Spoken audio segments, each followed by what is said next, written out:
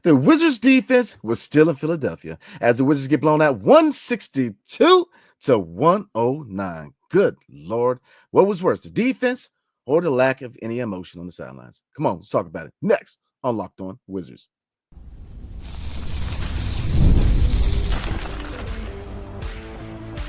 You are Locked On Wizards, your daily Washington Wizards podcast, part of the Locked On Podcast Network. Your team every day. What's good, everybody? It's your boy Brandon Scott again, aka BScott, and my guy Abdullah, aka AB. And tonight, good Lord, man, the Washington Wizards get blown out 162 to 109, and the defense is still in Philadelphia. The defense was still at the house, man. I mean, the defense was still on the Metro. And when that cat won, I'm trying to tell you, man. So we're going to recap the game tonight. We're going to question how did it get this bad, and where do we go from here? Is it fixable? Or is it something that probably going to get fixed in the offseason? So we're going to get into that and then get into the comments like we always do. And so definitely appreciate everybody rocking with us tonight, AB. All right, man. So again, the Washington Wizards, man, get blown out 162 to 109. So AB, this is a two-part question, man. What aspect of the defense was the worst in your eyes, man? And what was worse, the defense or the fact that really nobody really had a care in the world on the sidelines? Which one, man? I'm not gonna lie, I looked twice just because I'm still seeing 162. I thought that would be a mistake, but it's not a mistake. The Wizards actually gave 162 points at home, the highest of the season. It's embarrassing and genuinely a combination of both, like the lack of emotion, the lack of heart. And I get it, the young guys, we have a young team here, but that's not an excuse. How much of that are you gonna use as an excuse? You're still going out there, you're still getting paid to play basketball, and giving up 162 points at home. I get you don't have home court advantage, but the Pacers, I get they're competing in the Eastern Conference, but they're not this elite team to give up 162 points. 9 players on the Pacers giving up or scoring in double figures. For the Wizards, just no heart whatsoever, and it's completely embarrassing. And I get it, the season's essentially over. You're not going to the playoffs, but you still have to play with some heart and show why fans should be optimistic going into this upcoming offseason, going to the draft. But a game like this, it's just embarrassing. And again, like the Wizards, this reminds me of the first half of the Wizards team where of the half of the season where the Wizards just flat out just get blown out. And then I think the Pacers shot 64% from field goal range. Unbelievable. And they just went on so many different types of runs, getting out-rebounded. How many 48 assists by the Pacers. Again, they were just playing team basketball. And you scored 109 points. It's not good enough to even win if you can give up 162 points. But at the end of the day, 162. If you just flip the 2 and the 6, it's 126. It's still a lot. It's just, to me, it's just absurd. And for the Wizards, you can't fix it right now, but this has to be addressed this offseason where you can't go into another season where there's no D in DC. Yeah, the defense didn't show up tonight, man. Let me say this. I'm a big advocate of building culture, building chemistry. I believe that is essential. That is the first step. That is part of the foundation of any rebuild. And I thought that they were established. And overall, they have built a heck of a culture here in DC. But there's no excuse to give up 162 points. You can use it, some people are going to say, BScott, they're a young team. Yeah, fair enough. They rolled out there with a young squad, man. I mean, if you really look at the team outside of Jordan Poole, Chris Middleton went down with an injury, so hopefully he's back to 100%. But it was a youth movement. I mean, you had a young squad out there, and there was bright moments, but there was only a few. I mean, the defense overall is just terrible. It's hard to watch, man. I mean, I asked you, AB, what aspect of the defense was bad? It's all bad. I mean, transition. They beat us down transition. They were not set up. There's no communication at all on defense. They don't communicate. They don't talk. I mean, half the time there's like two guys out of the defense that are lost in the sauce. Alex Sarr, I mean, look, as much as I really like Alex Sarr, I think he's a star. He's definitely a star in this league, man. But there's times where he ball watches, man, where there's times where he's lost the sauce. There's a few times where it was the first half where Miles Turner hit a wide open 3 and Alex Sarr is in the paint. Like, what are you doing? Like, get up there. Like, it's just no communication. Nobody's like taking charge. We often talk about the quarterback of the defense. You hear it a lot more with football, when we look at people like Bobby Wagner, man. When you talk about being that quarterback, being that leader of the defense, man. But you need that in basketball too. You need a guy who's going to, and you see that at times where some of these vets, I've seen Jordan Poole do it. I've seen Chris Middleton, Marcus Smart do it a couple times, kind of direct the people where to go. But I mean, where does basketball IQ kick in? I mean, good Lord. I mean, you don't know who you're guarding. I mean, we are so slow on switches. It's unwatchable. I mean, all you have to do to beat this defense in Washington, man, is to have fluid ball movement. That's it. Just keep passing the ball around. and you're going to find somebody open. It's every single game. I mean, yeah, I get it. We're young. I get it. This is, but you don't not give up 162 points, man. And it's that doesn't happen. That's not culture. I have a hard time really trying to sell that point to people where, hey, be patient because of culture. Now, when you give up 162 points, man. I mean, Indiana's good, but are they a team that's really a favorite out in the East? No. But they're good. Don't get me twisted. But are they good enough to win a championship? And like I said, it's any given night in the NBA. Any team can win any given night. It just depends. Some nice shots just don't drop. Some nice people, it's just a lot of factors, man. But this is inexcusable. 162 points is inexcusable.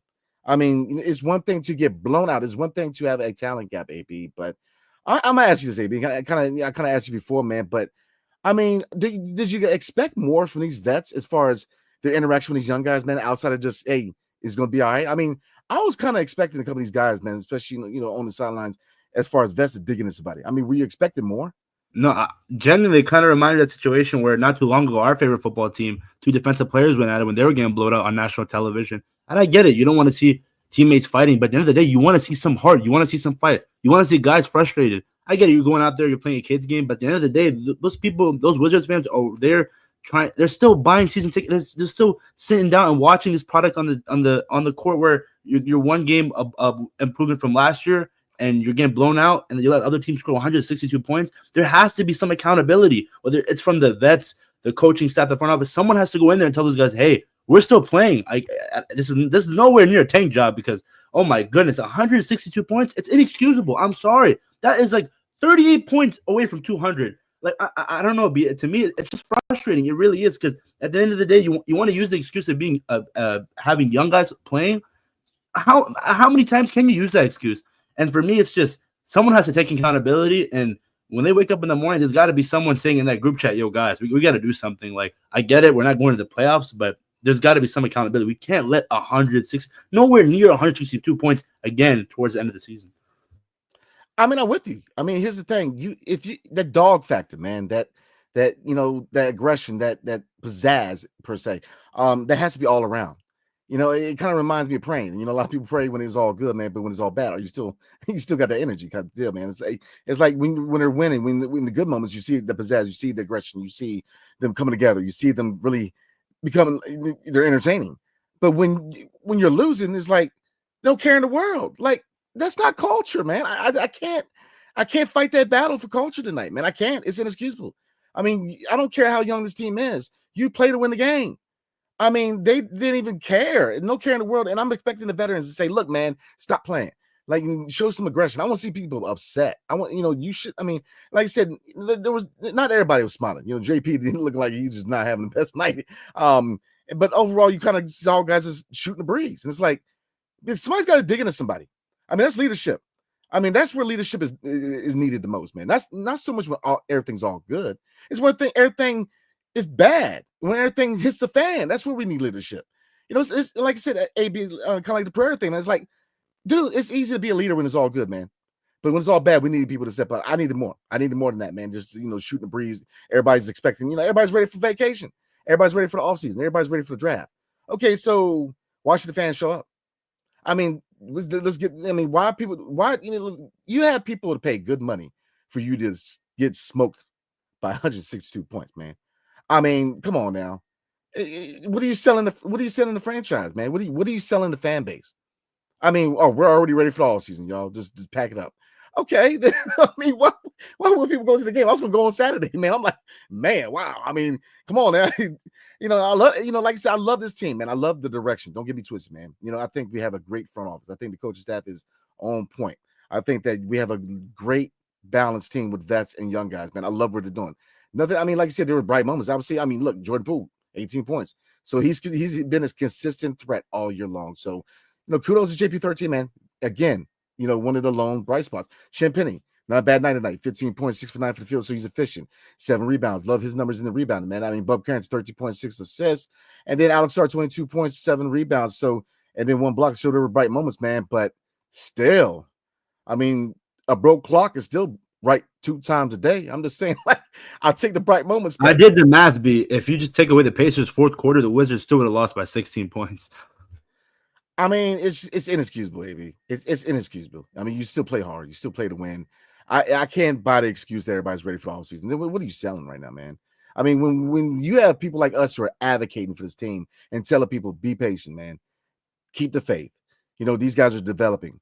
162 points ain't developing anything, man. It's just I don't. To me, that is.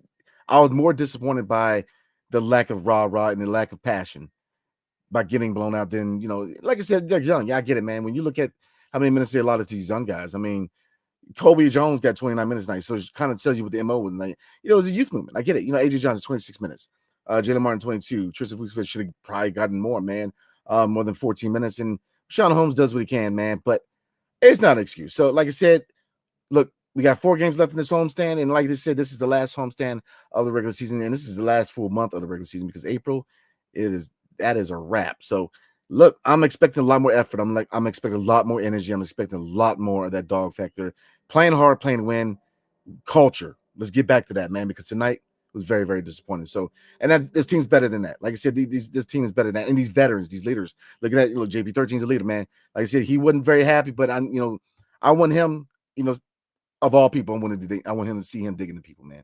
This is where I want to see him really get into people. So, all right, guys, we're gonna call it a night again. The Washington Wizards do lose 162 to 109 in DC.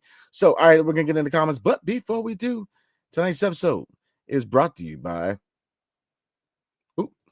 FanDuel, y'all.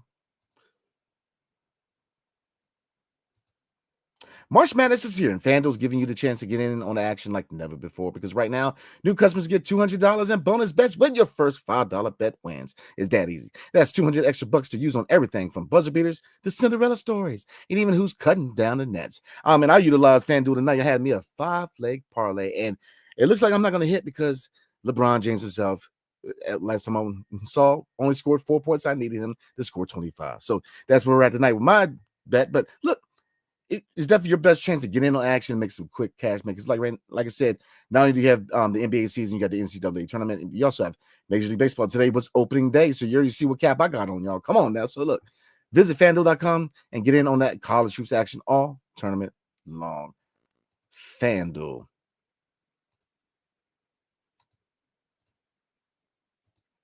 All right, AB, let's get into the comments. Man, like I said, I don't expect too much optimism in the comment section. Totally understandable. All right.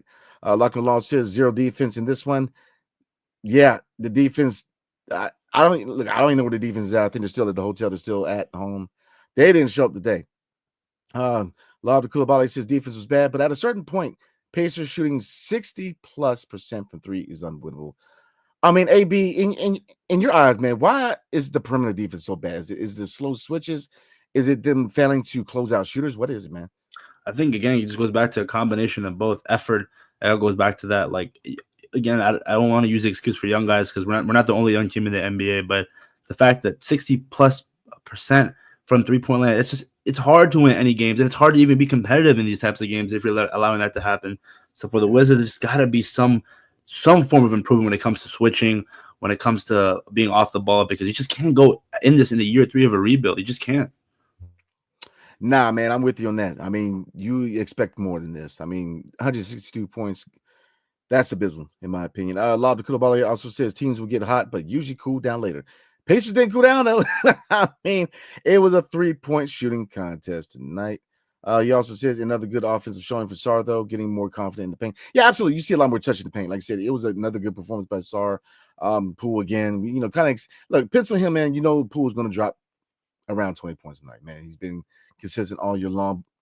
Intriguing, very, very good signs, in Bub Carrington and Justin Champagnie, 15 points and 13 points proper. So there were bright moments, but not a lot tonight. Locked Law says, no excuses. You're supposed to be a defensive team. You gave up 162 points. Amen to that. Inexcusable. Jack says Tristan Vucevic may have had one of the worst games I've ever watched. Such a lazy player. I mean, AB, I'm gonna let you answer this one, man. I mean, do you agree with that take? I'm just gonna let you take it, man. Yeah, I'm a big Vuce guy, so I won't tolerate the hate. But again, like, worst games ever. I mean, I'm looking at it right now. 15 minutes, 4 points, 2 rebounds, 1 assist. You're gonna point out Vucevic out of all the guys on the team right now when a team lost by what's the math? 50 plus points. I don't know. Again, like you really harping on a guy who's a young guy. You gotta look at the leaders of this, the veterans, and then go from there. I think it's kind of childish to blame a young guy and say he's had one of the worst games ever when overall the team just lacked effort defensively. Yeah, I'm with you on that. I mean, I'll say this: I kind of see where he's coming from. I like Vuk. I think he's a good player. I think he's going to be a really good player. I think he's a backup center of the future. I think when he alludes to lazy, I mean, if you know, Jack, you let me know what you really meant by that. But to me, he relies on that shot too much. He's quick in that 3-point shot, and he really doesn't try to really orchestrate any kind of inside presence, man. I'm with that. And his shot is a flat shot. I like to see a lot more some arc with that shot. And I was watching it tonight, man. I've been kind of watching over the course of last week. It's a flat shot. So, I like to see him, working a 3-point shot.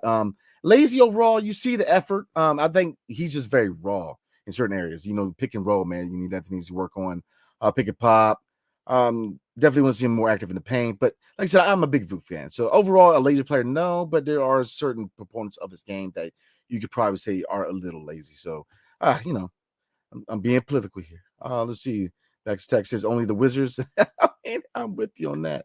Let's see. Jack also says Pacers shot way above their average, but they still won by 35. They shot more than their average pace. Yeah.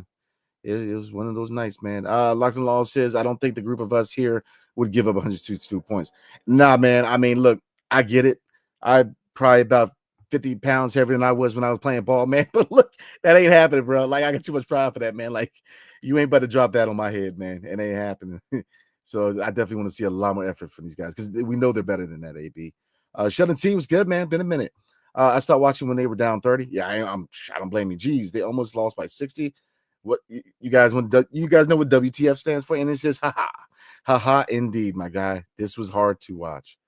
Let's see. Lockton Law says games like this tell you who wants to be on the roster and who doesn't. That is a good point. That is a very good point. The people that were not looking too happy, you went around, man. The people that were just shooting the breeze like it's any other night, it's probably gonna be another team. I'm just saying, you want more from the leadership, man. You want more from the team. When you're getting blown out like that, you want to see some emotion. You want to see them pissed off. In my humble opinion, you want to see them upset. I would be upset. I would take that personal. I mean, 162 points, AB. You got to take that personal, man. Like, I mean, I can't self-culture with that. I can't. Not tonight. Slula Flatty says Cooper Flag would probably prefer to stay in school rather than play for a zero defense joke. I mean, I can't argue with that, but then in the same fashion, I think he would definitely elevate his team, and I think that I would love to see him here, man. But like I said, whoa, y'all just said zero excuses. All right, guys. 18-minute mark, so we're gonna probably wrap it around 20 minutes. Let's see. We got a nice little mini discussion going on. Peaceful Reality says sick of them sitting Jordan Poole. As soon as he gets in the rhythm, they pull him out. Yeah, he played tonight. He played about 24 minutes. So Justin Shipley led all Wizards in minutes with 33 minutes, Carrington 30. So yeah, I mean, I don't really know what to push, man. Like maybe they're protecting their investment. I don't know. AB, what do you think, man? I don't know. No. I don't know what to say. I think it's just the point where you just want to play the young guys more and maybe not risk JP of potentially having like a serious injury in the end of the season going into this off season. And maybe it's just see what you got with these young guys and see who's going to be on this roster going into the upcoming season. Yeah, I mean, I can roll with that, man. I definitely agree with that. Stuart Freddy says no one should get paid for this game. I mean, I'm with you. This was a hard one to watch, man. SBH 2345 says so ready for the season to be over, and I think the players are too. They don't want to be tanking, but that's just where they're at. Yeah, I mean, I get it, but I mean, come on, man, show some professionalism. I mean, you're getting paid a hefty sum to play this game. Show up. I mean, come on now. I get that. I really do. In the same fashion as if the cashier at IHOP is expected to show up to work, regardless of what's going on off the court, then these guys making all the money they do are expected to show up. I'm just saying. That's just me. The baggage handlers at Dulles have to show up, then these guys have to show up too. So, and it's just sad, B, because those cashiers pay hard-earned money to go watch these types of games, even though it's a losing effort of a season. And to see that product, it's frustrating as a fan. Yeah, I'm with you, man. So we're gonna get into a few more comments and call it night. But before we do, we're gonna take a quick break. Good Lord, that was quick. All right, let's get into comments again. All right, let's see. Stuart O'Flaherty says, isn't management worried about these guys getting shell shocked from this season like a quarterback that gets sacked 8 times? That was a David Carr type of performance tonight, man. If anybody remembers David Carr from the Houston Texans, man, they set that man up for failure. Good Lord. Go to Bear said 162. I'm crying with you. Stuart O'Flaherty says defense is effort. Come on, man. There was no effort tonight, no passion, no dog factor, no nothing, man, no care in the world. And like I said, this team's better than that, man. They're way better than that. Buggator says, can't wait for JP and the main players play to win and play 30 plus. Hope we get a top 3 in this draft. We're definitely gonna get a top 3 in this draft. There's a possibility we top 5, but I'm a firm believer we'll at least get a top 3, if not the first overall pick, man. Let's see. And Booker says, and play to win next season. Yep, I'm with you on that. All right, this is going to be the last comment of the night. AB is from Locked on Law. So it says, do you have any idea how many scalpers I have to beat up to get good seats to these games? I mean, Locked on Law, I love the passion, man. I appreciate the good fight. So, all right, everybody, we're going to go ahead and call it a night, man. So, all right, give you a brief itinerary, what to expect for the rest of the week. I will be present at the game on Saturday, the Wizards and the Brooklyn Nets. So I'm about 50-50 whether I'm gonna be at the press conference or I'm gonna go live. It's a Saturday. I'll probably be at the press conference, man. So so we will go ahead and probably recap on Sunday, AB. And then tomorrow night we have special guest Greg Finberg, man. So definitely looking forward to having him back in the show, man, because it's always a good time when he's on the show. So, all right, let me pull up the schedule real quick, everybody, so everybody knows what to expect as far as this homestand and when we will be going live. So, like I said, Saturday is 50-50. I'll let you guys know definitely before tip-off whether I go live or whether I go to the post-game press conference to get those questions and answers for you guys. Now, this week coming up, they are Monday, home against Miami, and then it's Wednesday, Sacramento Kings at home, Thursday, home against the Magic, and then look, last home game of the year is going to be April 9th, Wednesday. So I'm thinking about I might go to that game because I was at the season, the last game of the season last year, man. So I'll probably go to that game. But like I said, guys, we only have 5 more home games, and so we're 5 more road games, man. So yeah, or 4 more road games. So we're at the finish line, guys. So like I said, hopefully we see a lot more effort in the next game. So all right, AB, before we roll, you got anything else you want to cover, man? I really want to see how this team bounces back going into the next game. You lose by nearly 60 points. Do you sit down and let it happen again, or even let it close to happen again? Or do you go out there and fight with some passion, some effort, and get better defensively? I want to see it because these young guys, again, you're fighting for a roster spot. Look, man, I'm with you on that, but I'll say this before we roll. The Nets game, I'm not sad. I mean, we're probably we have a good chance to beat them. I mean, the Nets are insane situation we are, but I want to see how they play against the Heat, the Kings, the Magic, the Celtics, the Pacers, teams that are actually trying to play for something. I want to see them play hard against a good team. No more of these playing bad teams and then pumping our chests out, man. Beat a good team. Get back to the Denver Nuggets. We're 2-0 against Denver. That's the type of team I want to see. The team that can punch the Denver Nuggets in the mouth, man. That's what I want to see. None of this, waiting for the offseason. No, none of that. You're expected to show up to work. You're expected, if you want to build culture, building culture is every game. You don't take nights off. That's not building culture. This is not it. So, like I said, definitely expect a lot more against the Brooklyn Nets on Saturday. All right, everybody. We'll catch you guys on maybe on Saturday, maybe on Sunday. I'll let you guys know. But everybody, we'll catch you guys tomorrow night. Special guest Greg Finberg. All right. Hail to the Wizards and peace.